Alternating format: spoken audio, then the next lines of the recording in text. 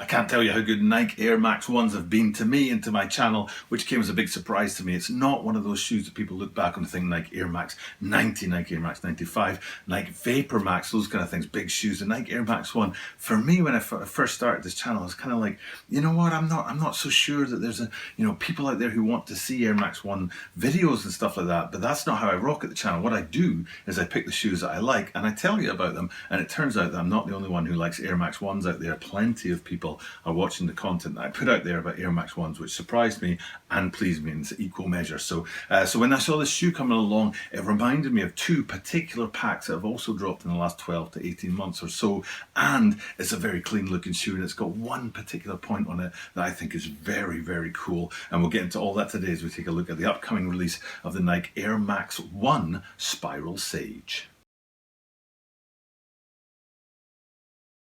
This is a Tokyo Butter 23 sneaker channel. Tokyo Butter 23 sneaker channelです。毎日アップするので、毎日見てください。And every single day from Tokyo, Japan, I bring in content about upcoming sneaker releases, sneaker news, and sneaker reviews. And today in the spotlight is an Air Max 1 that drops on November the 23rd. So hopefully this video is going to go up sometime midweek. I guess about a week before the drop date, which is just about right for my channel. Exactly what I want to be doing. And like I said, it gave me echoes of previous Air Max 1s. And I want to talk about the first of those because it's really this that I thought of, and that's the anniversary pack, and that came in two particular colorways earlier in this year with orange and green. And when I saw that today's shoe, it's a very, very similar sort of silhouette, of course, because it's an Air Max 1, but just the way everything's put together on it and the points on it, except for that one particular detail towards the front of the shoe, which is the swoosh around about the quarter line, which you don't see on that anniversary pack.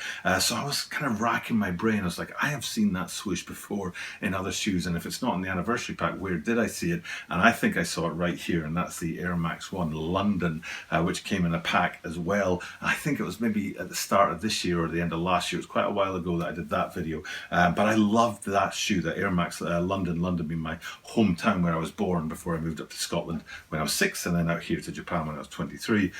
So I've got an affinity for London, so when I see a London shoe, and then if you look at that shoe, there's some cracking details on it, including a silhouette of the River Thames that runs right through the heart of London. It's a great looking shoe, and you see on the sort of quarter line of that shoe, you see that swoosh there. So I was like, oh yeah, I do remember that now. Yeah, I mean, I've not thought about this shoe for ages, but I do remember that little swoosh on the front now.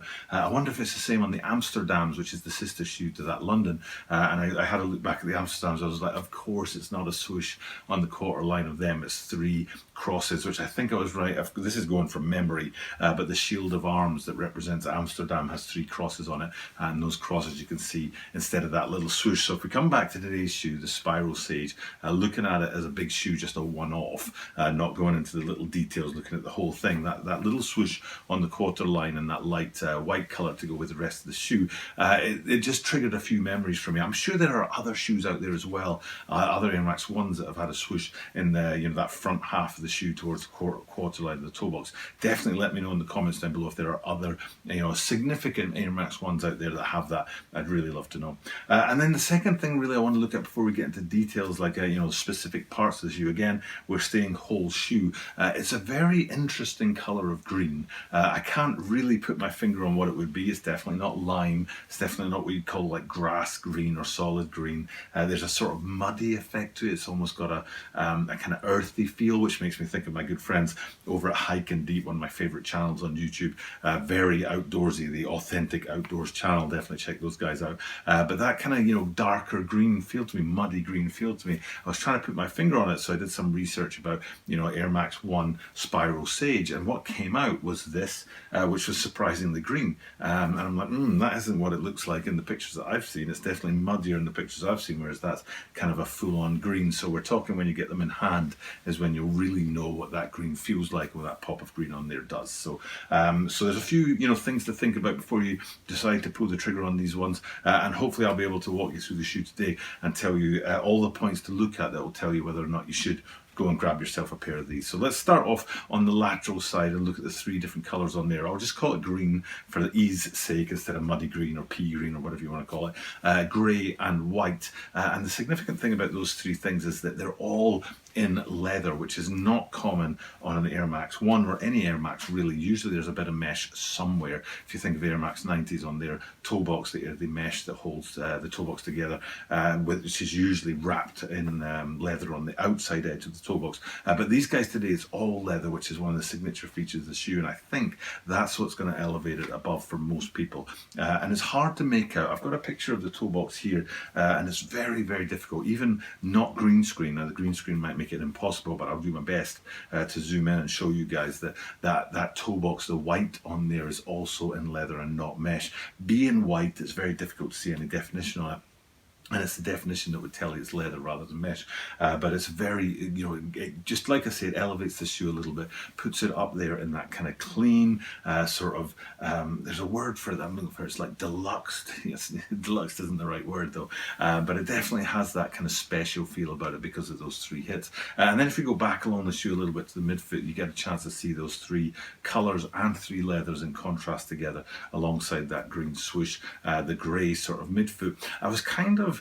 I don't know why this happened, but it just, when I saw the medial side, I was sort of, I don't know, it just sort of jarred me a little bit about how much grey there was on the medial side, and hopefully you're looking at that here as well and seeing what I'm talking about, that there's a lot of grey on the medial side, whereas if we go back to the lateral side, you can see there's quite a good balance between the white, the grey and the green. So I'm not entirely sure what it is about the medial side that kind of jars with me a little bit, but it's not a big deal, it's an Air Max, I was going to say Air Force, Air Max 1, and it does exactly what it's meant to do. So, and then if we come back towards the end of the shoe, we go back to the heel side of things, and you've got an embroidered Nike branding on the back, Nike swoosh Air on the back of this guy, with the kind of embroidered green on top of that grey panel, and the wraps around the back of the shoes, which again keeps you in that luxe side of things because it's embroidered rather than print or embossed or something along those lines. So it's very cool on the back. And then that one feature that I was talking about that I really, really like,